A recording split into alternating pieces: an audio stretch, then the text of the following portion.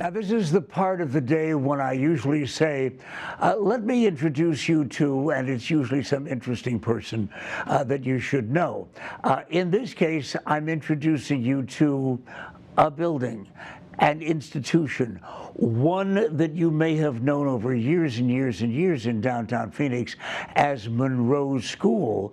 But back in, I believe it was 2008, it became something else, something very special, still for children. The Children's Museum of Phoenix, headed by the CEO that I'm about to introduce you to, Kate Wells.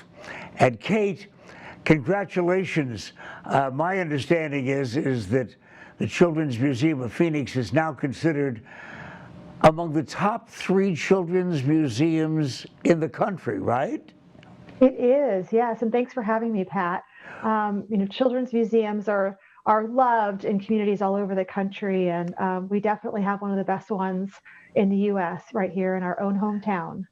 Well, when one hears children and museum, I would not blame them for thinking in terms of dragging a kid into a big building with musty shelves and a lot of old stuff. That is not, however, the Children's Museum of Phoenix. Tell them what it is. It absolutely is not your grandma's museum. It's very hands-on. Everything is very experiential. So we're really trying to engage children, young children. We say engage their minds, muscles, and imaginations. And we're also trying to inspire the adults that care for those kids to kind of find their childhood and be inspired to have fun and play again and enjoy the wonders of childhood.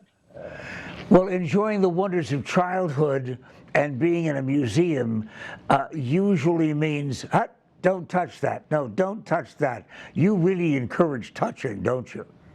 Oh, absolutely. Everything's built to be very hands-on. We want kids to touch the stuff. I mean, it's very important, especially with young children from 0 to 10.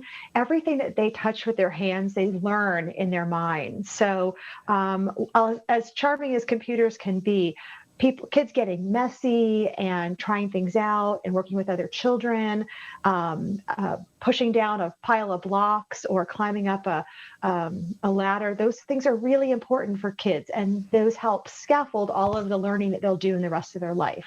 And so many of the things that we all were told, no, you can't possibly do that. You're not allowed to do that. Well, you are at the Children's Museum of Phoenix. For example, sock skating.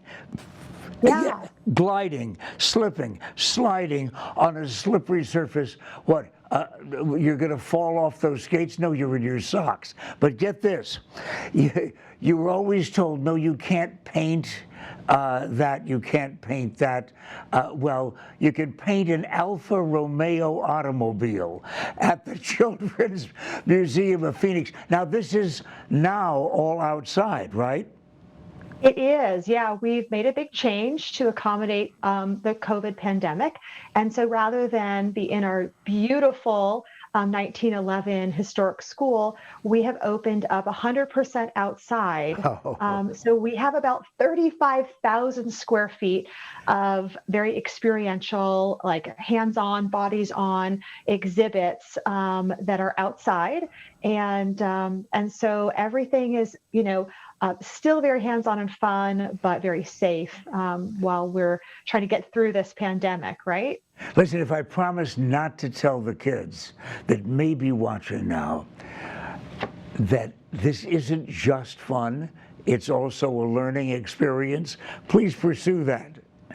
Yeah, absolutely. Well, we at the museum, our staff looks at all the different things that children need to do to grow into healthy, productive adults. And so there's opportunities for cooperative interaction and learning about cause and effect, learning about gravity, and understanding how the things that they choose to do and how they interact with materials helps them learn about the world around them. So if kids are banging nails into trees, which we have some old logs that the city of Phoenix got for us and dragged on over. And the kids are using real tools to, hammer and screw and nails. Those are small motor skills that help them develop writing, help them learn about risk taking. So every single hands-on activity we do has different types of learning that's happening. So while they're playing, we know that they're learning. You know what the grown-ups like me are saying right now, the people that are watching, say, do I have to bring a kid? Yes. Adults need to be accompanied by a child.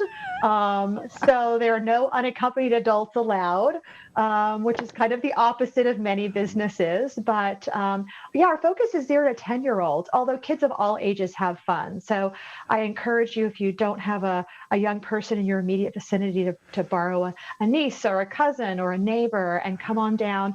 We have tickets available online so that we can manage our crowds, so that we can keep social distance, and masks are required for anyone above 2 years old. And like I said, there's 35,000 square feet. So there's lots of fresh air and lots of sunshine and lots of opportunities to play in a way that's safe. And the things we've been talking about are now the new outdoor exhibit that is the Children's Museum of Phoenix. But pretty soon, when they say it's okay, you're going to be able to go indoor. What used to be Monroe School, what's the address?